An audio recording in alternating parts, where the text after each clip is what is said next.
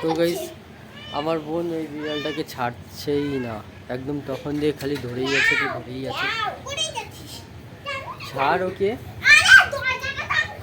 এইদিকে আয় তুই, এইখানে ওকে নিয়ে বস।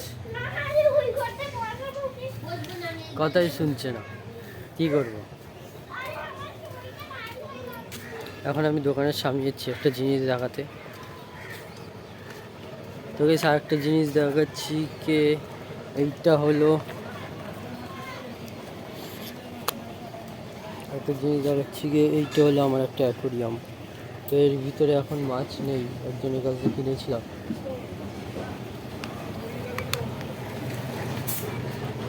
তো ইচ্ছে হলো আমাদের দোকান, বাবা আমাদের একটা ছোট একটা আমাদের একটা সাইকেল রিপেয়ারিং একটা গ্যারেজ আছে। তো বাবা কাজ করছে আর আমি এখানে ব্লগ বানাচ্ছি।